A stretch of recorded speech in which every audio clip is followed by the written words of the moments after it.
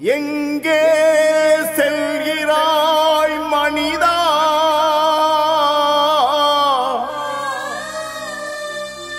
உன் பாதை சரிதானா? நில்,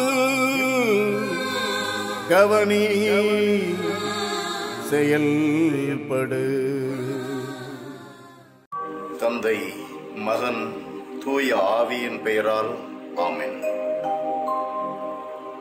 அன்பான எங்கள் தகப்பனே, பேரிரக்கத்தின் ஊற்றான எங்கள் கடவுளே, உம்மை துதித்து போற்றுகிறோம், தாழ்மையோடு ஆராதிக்கிறோம், உமக்கு நன்றி கூறுகிறோம்.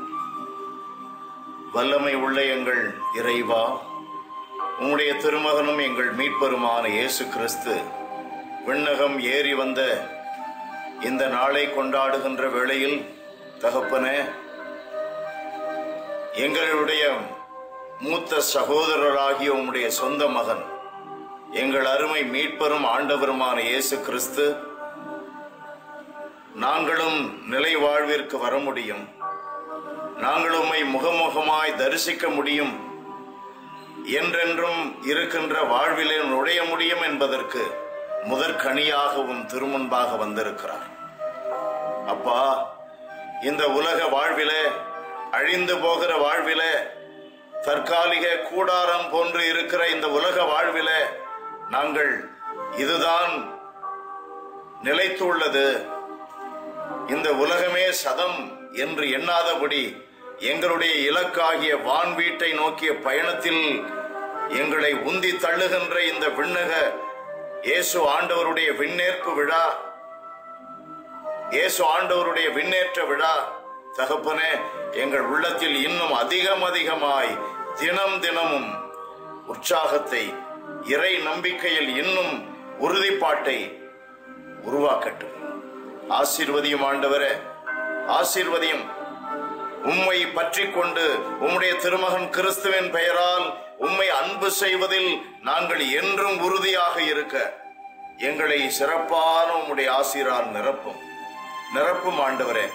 எங்களுக்கு நிலை வாழ்வு உண்டு, எங்களுக்கு இந்த தற்காலிக வாழ்விற்கு பிறகு நிலை வாழ்வு உண்டு என்பதை தினம் தினம் நினைத்து அதை நோக்கி பயணிப்போமாக.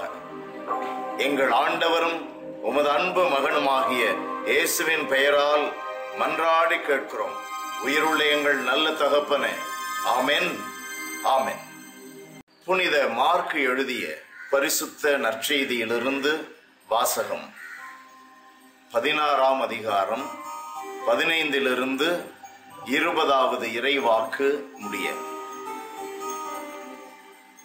இயேசு அவர்களை நோக்கி, உலகெங்கும் சென்று படைப்பிற்கெல்லாம் நற்செய்தியை பறைசாற்றுங்கள். நம்பிக்கை கொண்டு திருமுழுக்கு பெறுவோர் மீட்பு பெறுவர், நம்பிக்கையற்றவரோ தண்டனை தீர்ப்பு பெறுவர். நம்பிக்கை கொண்டோர் பின்வரும் அரும் அடையாளங்களை செய்வர். அவர்கள் என் பெயரால் பேய்களை ஓட்டுவர், புதிய மொழிகளை பேசுவர், பாம்புகளை தம் கையால் பிடிப்பர், கொல்லும் நஞ்சை குடித்தாலும் அது அவர்களுக்கு தீங்கு இழைக்காது. அவர்கள் உடல் நலமற்றோர் மீது கைகளை வைக்க அவர்கள் குணமடைவர் என்று கூறினார். இது வாழ்வு தரும் கிறிஸ்துவின் நற்செய்தி.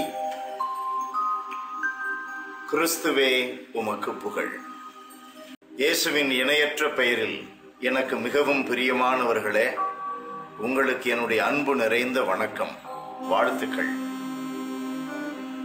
மெசியாவின் ஊழியங்கள் என்ற பெயரில் அன்பான சகோதர சகோதரிகளே, உங்களுக்கு தினம் தினம் நற்செய்தியை எடுத்துரைக்க எனக்கு வாய்ப்பு கிடைத்ததை நினைத்து நான் பெரும் மகிழ்வடைகிறேன்.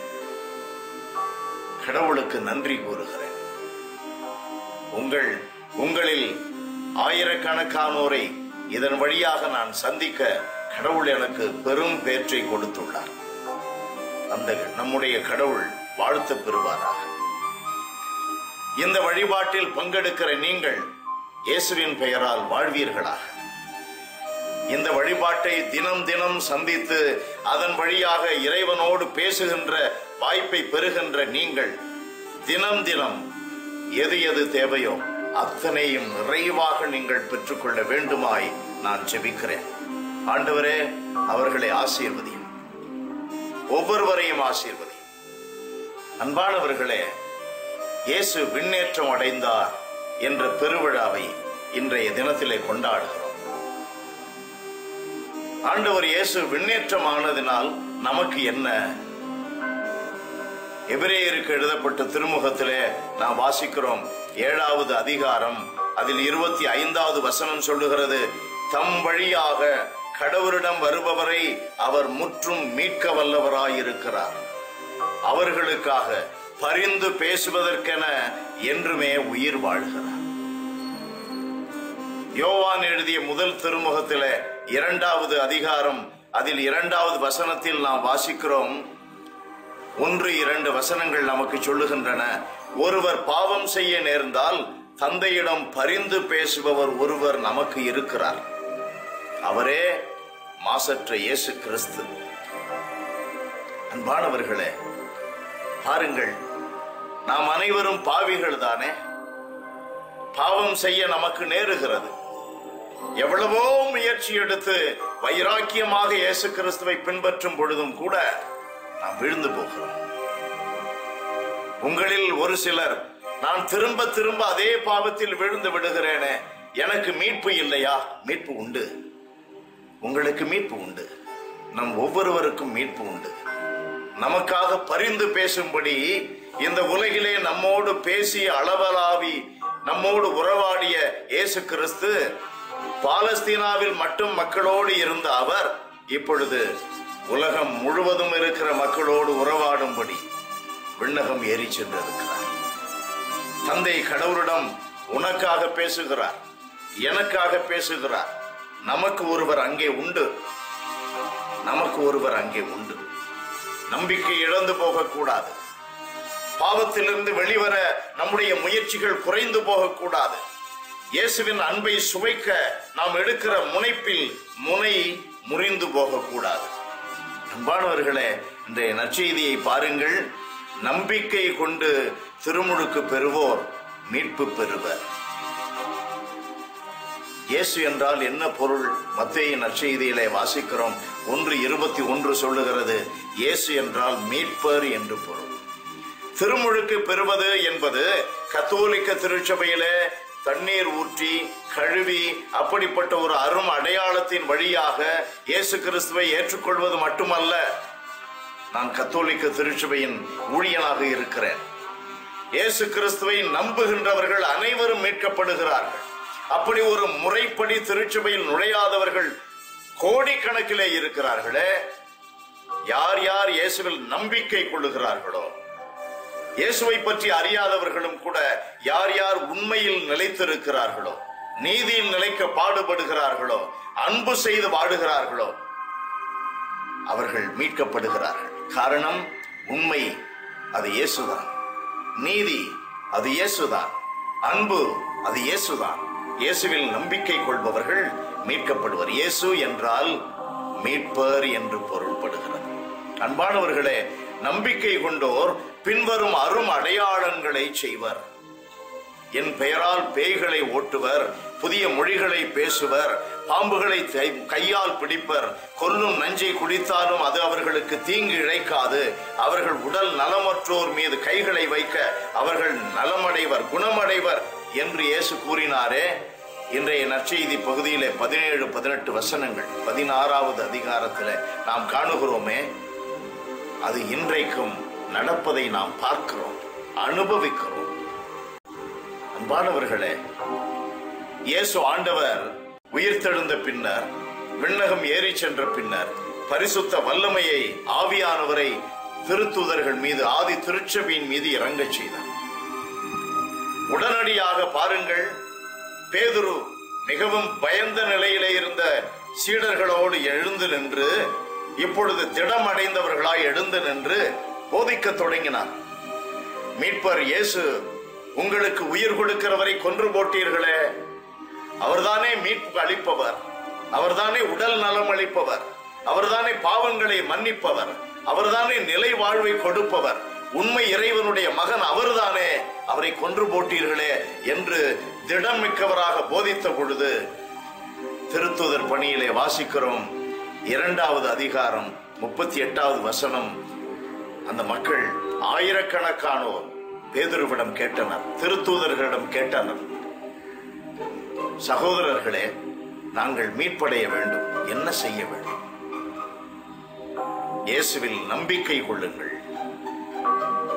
இயேசு கிறிஸ்துவின் பெயரால் திருமுழுக்கு பெறுங்கள் என்று சொன்ன பேதுரு அன்றைக்கு அவருடைய தலைமையிலே 3000 பேர் திருமுழுக்கு பெற்றார்கள், ஞானஸ்நானம் பெற்றார்கள். அன்பானவர்களே, இன்றைக்கு முழுக்க ஞானஸ்நானம் பற்றி பேசுகிறார்களே, அத்தனை ஆயிரம் மக்கள் அன்றைக்கு திருச்சபையிலே ஞானஸ்நானம் பெற்றார்கள் என்று எழுதப்பட்டுள்ளதே, வேதம் சொல்லுகிறதே. அத்தனை லட்சக்கணக்கான மக்கள் கூடியிருந்த இடத்திலே அத்தனை ஆயிரம் பேரையும் அவர்கள் இனம் கண்டு எந்த குளத்திற்கு ஓட்டி சென்று அவர்களுக்கு முழுக்கி எடுத்தார்கள், முழுக்க ஞானஸ்நானம் கொடுத்தார்கள். இயேசுவில் நம்பிக்கை கொள்ளுகிறீர்களா? எல்லாரும் சொல்லி இருப்பார்கள், ஆமேன். இஸ்ரேல் மக்களுக்கு அது எப்பொழுதும் வழக்கத்தில் இருந்த ஒன்று, உள்ளம் திறந்து சொன்னார்கள், ஆமேன், விசுவசிக்கிறோம். அதுதானே ஞானஸ்நானம். விசுவசிக்கிறவன் மீட்பு பெறுகிறான், விசுவசிக்கிறவன் மீட்பு பெறுகிறான். அன்பிற்குரியவர்களே, அப்படி விசுவசித்த மக்கள் மத்தியிலே இருந்த பேதுரு மற்ற அப்போஸ்தலர்களும் கூட அருங்குறிகளை செய்தார்கள் என்று மறைநூல் நமக்கு சொல்லுகிறது. திருத்தூதர் பணியிலே வாசிக்கிறோம் 3வது அதிகாரம். அதிலே அந்த 1 to 6 வரை அழகு வாயில் என்ற இடத்தில் ஜபக்கூடத்திற்கு வெளியிலே ஒரு பிச்சைக்காரன் இருந்தான், முடவனாக இருந்தான். அவன் பிச்சை எடுத்துக் கொண்டிருந்த பொழுது பேதுரு அங்கே செல்லுகிறார், யோவான் அங்கே செல்லுகிறார், ஏதாவது கிடைக்குமா என்று எதிர்பார்க்கிறான். அந்த பேதுரு சொல்லுகிறார், பொன்னும் பொருளும் என்னிடம் இல்லை, என்னிடம் இருப்பதை உனக்கு கொடுக்கிறேன். அவரிடம் இருந்தது என்ன? இயேசு ஆண்டவர். இயேசுவின் பெயரால் எழுந்து நட என்று சொன்னவுடனே அவன் கால்களுக்கு வலு பிறந்தது. அவன் எழுந்து துள்ளி குதித்து ஆண்டவரை புகழ்ந்து கொண்டே ஆலயத்திற்குள்ளே சென்றான் என்று வசனம் சொல்லுகிறதே, 6வது வசனம் சொல்லுகிறதே. அன்பானவர்களே, அருங்குறிகள் நடந்தன. இன்று நடக்கவில்லையா? இன்று நடக்கவில்லையா? அன்பிற்குரியவர்களே, இந்த நான் பணி செய்து கொண்டிருக்கிற இந்த வேட்டவலம் பகுதியில, தமிழகத்தில் திருவண்ணாமலைக்கு அருகிலே உள்ள வேட்டவலம் பகுதியில என்னுடைய பங்கு பணியில ஈடுபட்டு இருக்கும் பொழுது இங்கே என்னோடு இன்னும் பல குருக்களும் வருகிறார்கள். ஒவ்வொரு அமாவாசை தோறும் இங்கே வழிபாடு நடைபெறுகிறது. ஒவ்வொரு 3வது வெள்ளிக்கிழமை தோறும் மாலையில் 3 மணி நேரம் வழிபாடு நடைபெறுகிறது. எத்தனை மக்கள் உடல் நலம் பெறுகிறார்கள், பேய் பிடித்தவர்கள் விடுதலை அடைகிறார்கள், கட்டுகளால் கட்டப்பட்டவர்கள் கட்டு அவிழ்க்கப்பட்டு ஆண்டவர் கிறிஸ்துவனுடைய விடுதலையை உணர்கிறார்கள். எத்தனை பேர் பாவ அறிக்கை செய்து பாவங்களில் இருந்து விடுதலை அடைகிறார்கள். எத்தனை பேருக்கு உடற்சுகம் மனசுகம் கிடைப்பது மட்டுமல்ல, அவர்களுக்கு அந்த நாள் வரை தடையாக இருந்த பல காரியங்களில் இருந்து விடுபட்டு வேலை வாய்ப்பு கிடைக்கிறது, வீடு கட்டுகிறார்கள், அவர்களுக்கு திருமணம் நடைபெறுகிறது, பிள்ளை பேறு கிடைக்கிறது. எல்லாம் அருங்குறிகள் தானே. இயேசு என்ன சொன்னார்? நம்புகிறவர்கள் இந்த காரியங்களை செய்வார்கள். இப்பொழுது நாம் நம்புகிறோம், அவர் செய்து கொண்டே இருக்கிறார். ஆண்டவர் செய்து கொண்டே இருக்கிறார். உங்களுக்கும் செய்வார். உடல் நலம் அளிப்பார், நம்புங்கள். வேலை வாய்ப்பை கொடுப்பார், நம்புங்கள். நமக்காக பரிந்துரைக்க இயேசு அங்கே தந்தையிடம் அருகில் இருக்கிறார். வீடு கட்டி கொடுப்பார், நம்புங்கள். திருமணம் நடைபெறும், பிள்ளை பேறு கிடைக்கும், நம்புங்கள். நம்பினால் மீட்பு உண்டு. God bless you. Praise the Lord.